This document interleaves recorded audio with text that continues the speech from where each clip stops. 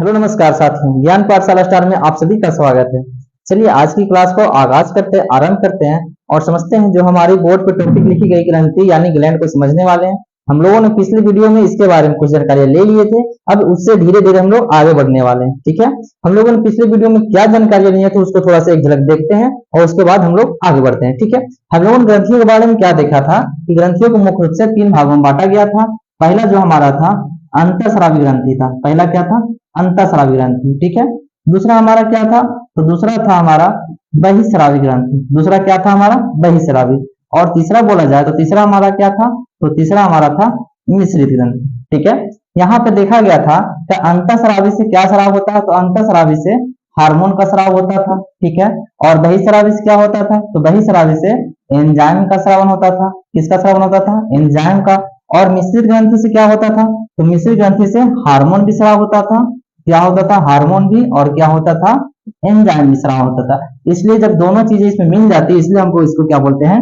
मिश्रित ग्रंथि बोलते हैं। ठीक है, अंतःस्रावी ग्रंथि क्या है? ये जो है ये नलिका विहीन होती है। क्या होती है? ये नलिका नलिका विहीन होती है।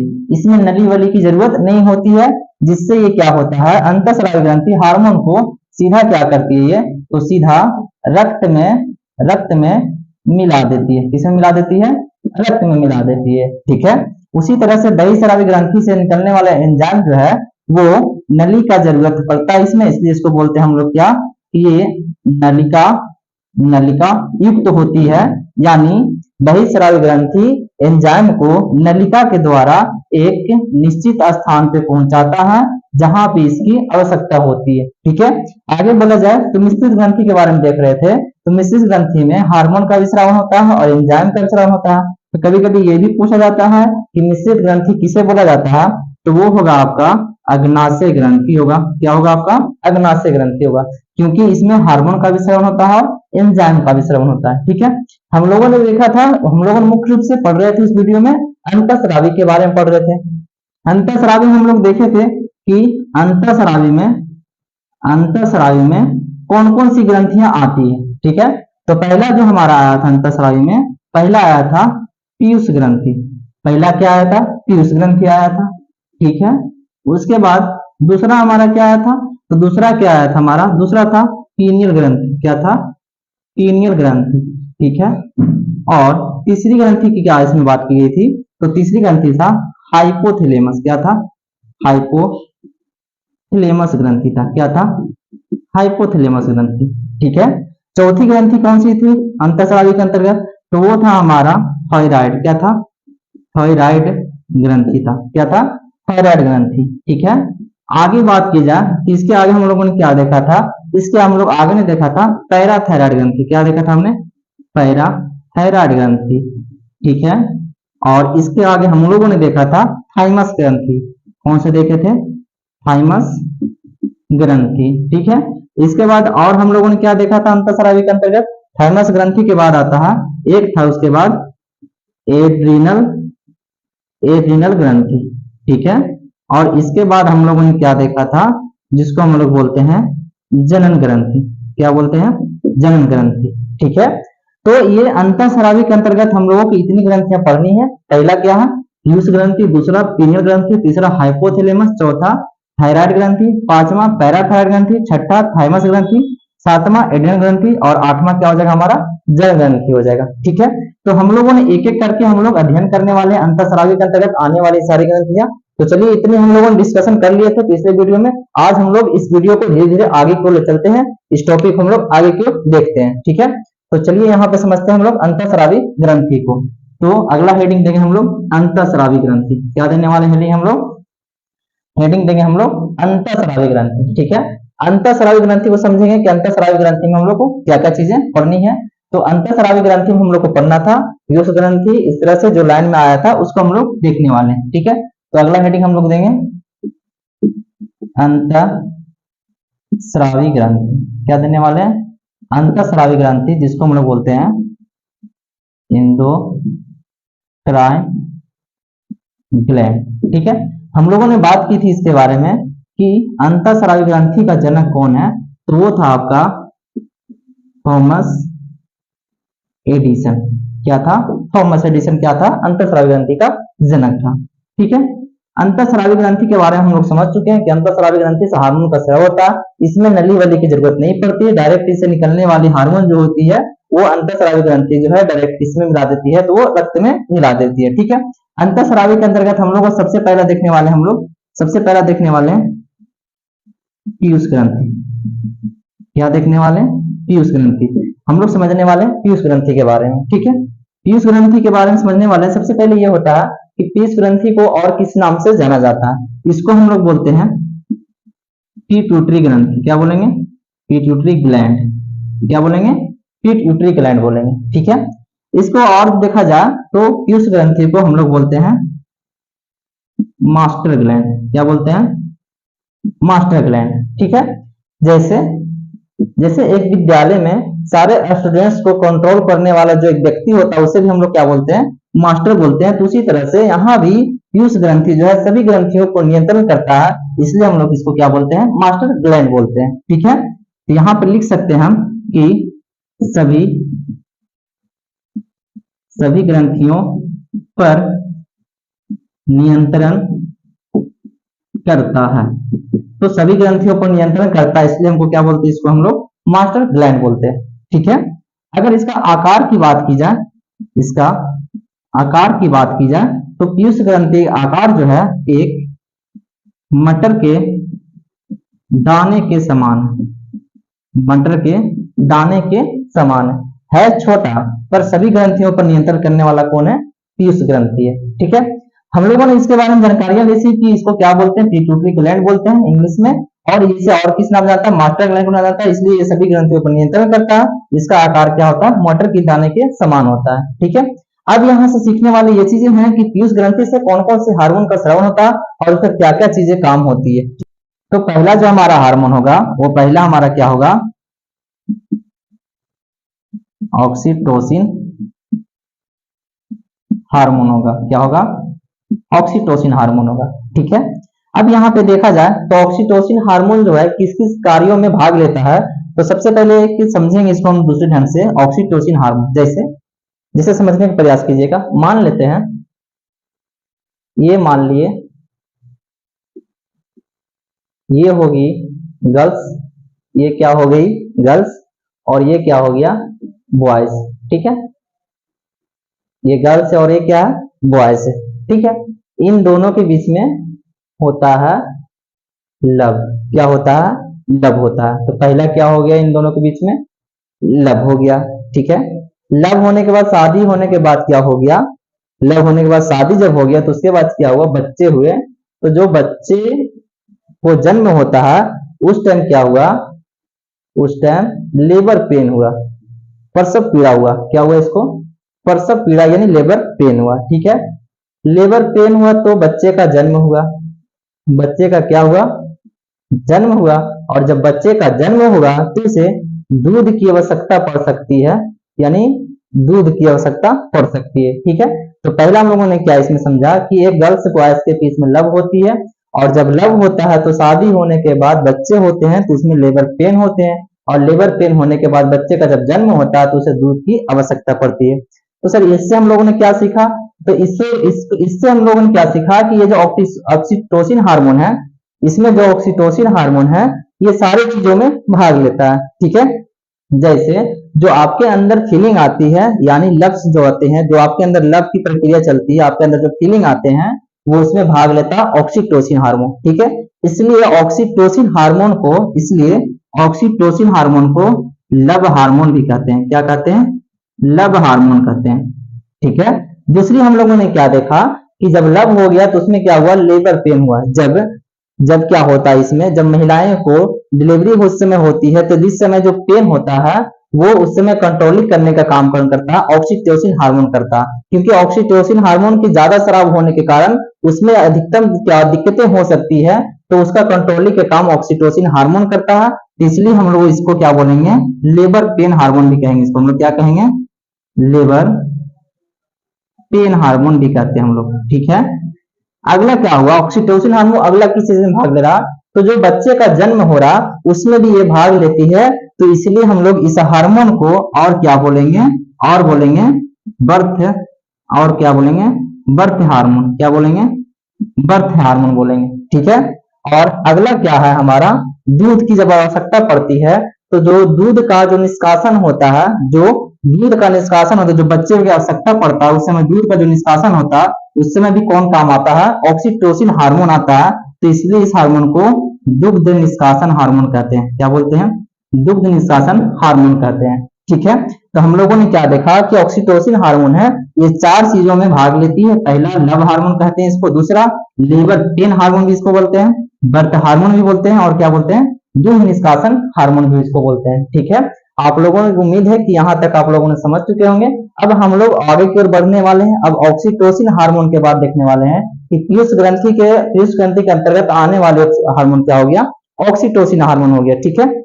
अब इसके बाद हम लोग देखने वाले ऑक्सीटोसिन हार्मोन के बाद, तो आगे हम लोग लिखेंगे ऑक्सीटोसिन हार्मोन के बाद लिखेंगे हम लोग, आगे लिखेंगे हम लोग वृद्धि हार्मोन। क्या लिखने वाले हैं, वृद्धि हार्मोन, क्या लिखेंगे, वृद्धि हार्मोन, ठीक है।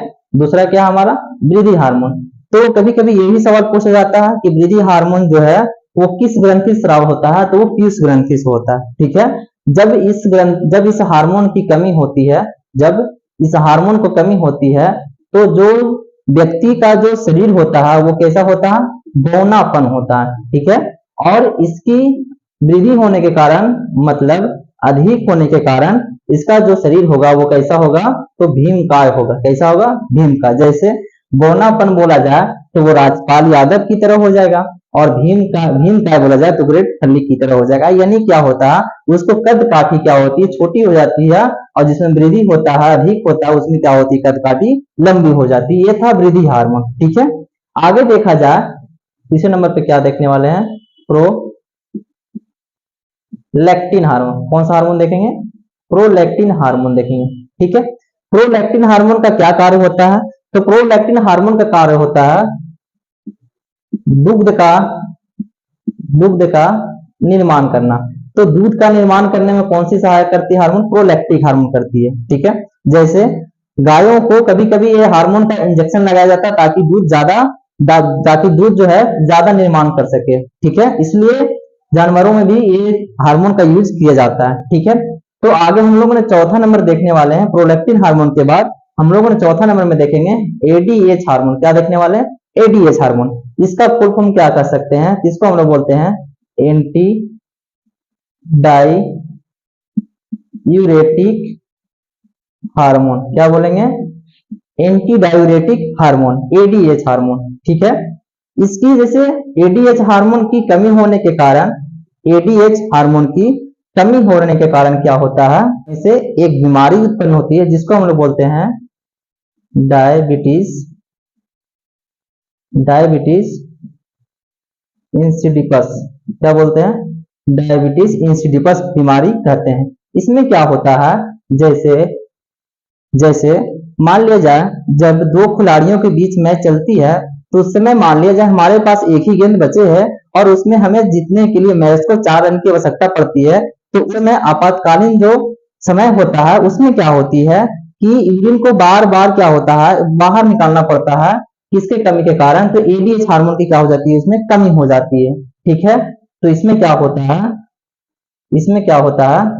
यूरिन को बार बार बाहर निकालना पड़ता है, ठीक है। तो ये हो गया आपका एडीएच हार्मोन। फिर आपको हो गया प्रोलैक्टिक हार्मोन हो गया, आगे हो गया वृद्धि हार्मोन, और इसके पहले हम लोग ने देखा था ऑक्सीटोसिन हार्मोन को देख लिए थे, ठीक है। अब हम लोग पीयूष ग्रंथि के बारे में जानकारियां ले चुके हैं। अब आगे बढ़ने वाले हैं, पीयूष ग्रंथि के बाद अगली ग्रंथि हम लोग आएगी, अगला ग्रंथि आएगा पीनियल ग्रंथि। कौन सा आएगा, पीनियल ग्रंथि को देखने वाले हैं, ठीक है। तो हम लोगों ने यहां तक देख चुके हैं। अब आगे हम लोग अगला हेडिंग हमारा होगा पीनियल ग्रंथि। अगला हेडिंग क्या होगा हमारा, तो अगला होगा हमारा पीनियल ग्रंथि। तो अगला हेडिंग देंगे दूसरा नंबर पे पीनियल ग्रंथि। क्या होगा हमारा, पीनियल ग्रंथि होगा, ठीक है। पीनियल ग्रंथि क्या होती है, जैसे ये जो होती है पीनियल ग्रंथि, ये खोपड़ी के पिछले हिस्से में पाई जाती है, ठीक है।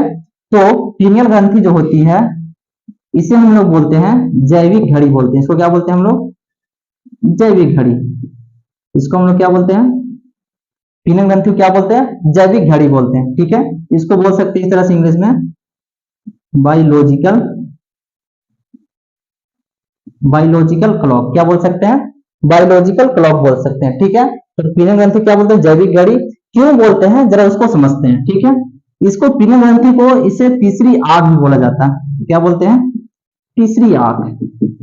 तो कभी कभी ये भी पूछा जाता है कि कौन सी ग्रंथि को तीसरी आंख से नाम से जानते हैं? तो ये होगा हमारा पीनल ग्रंथि को। ठीक है, वो कैसे? जैसे जब आपकी शरीर में सारी ग्रंथियों क्या होती है? रेस्ट पे होती है, तो उस समय ये ग्रंथि जो होती है एक्टिव होती है, इसलिए इसको तीसरी आंख बोला जाता है। ठीक है, जैसे मान लिया जाए हमें 2 बजे रात को कुछ ऐसी आवश्यक काम पड़ गई, उस समय हमारा जाना अनिवार्य है। ठीक है, तो सोने से पहले हम लोगों ने क्या करता है उस समय कि हम लोग ध्यान करते हैं कि हमें 2 बजे इस काम के लिए हमें अति आवश्यक कार्य है तो जाना पड़ेगा। ठीक है, तो जब हम लोगों ने उस समय निंद्रिय अवस्था में होते हैं, तो ये जो हार्मोन होता है पीनल ग्रंथि वो हमारा एक्टिव होता है। ठीक है, उस समय क्या होती है? ये पीनल ग्रंथि आपको एक्टिव कर देता है, यानी जगा देता है। ठीक है, इसलिए इसको तीसरी आंख बोलते हैं। यानी सीधी सी बात ये कर सकते हैं कि आपकी बॉडी के जब सभी ग्रंथियां सोती रहती है, उस समय ये ग्रंथि जो होती है ये एक्टिव होती है। ठीक है, जैसे एक तरह से और इसको समझ सकते हैं, एक तरह से इसको और हम लोग समझ सकते हैं कि दैनिक दिनचर्या में होने वाले